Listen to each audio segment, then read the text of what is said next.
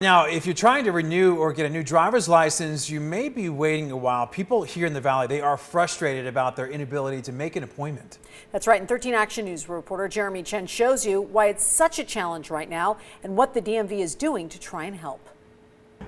Right now, walk-ins aren't allowed at local DMV offices across the valley as appointments are required in order for you to renew your license. However, just getting an appointment is proving to be a challenge.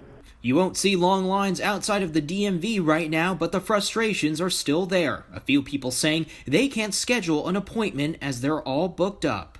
I'm making every effort locally, and there's a DMV office here in Henderson that I should be able to take advantage of and renew my license just like anybody else can. For Lou Irigoyen, his license expires in mid-October, and he has been trying to renew. He's had no luck finding any appointments, even in November at local offices. So I'm thinking, well, I have one of two choices. I can either drive around with an expired driver's license and hope for the best, or drive all the way to Carson City and renew there locally, which I think is a total inconvenience. Ken Clymer is a senior citizen and goes in person to the DMV to renew his license while doing his required tests. He's also finding it hard to get an appointment. It seems like the government has made it more challenging for people. The Nevada DMV says its offices are working at 50% capacity to follow social distancing guidelines. It says the appointments are on a rolling 90-day calendar with new times opening up in early December. They're also working on making online renewals possible,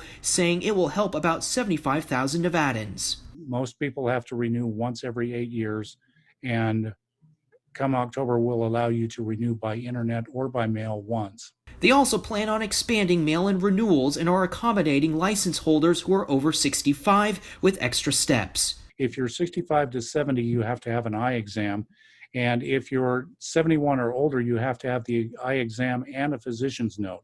Irigoyen says he's glad to hear the DMV is creating an online renewal option, but hopes it gets set up in time. So that's great that they're coming out with a change, but if the change doesn't happen by the time it hits me, I'm pretty much, my goose is cooked, as the saying says. Now, the DMV wouldn't specify when in October they'll have that online renewal process up and running. However, a spokesperson does say that they are currently working on it. Jeremy Chen, 13 Action News.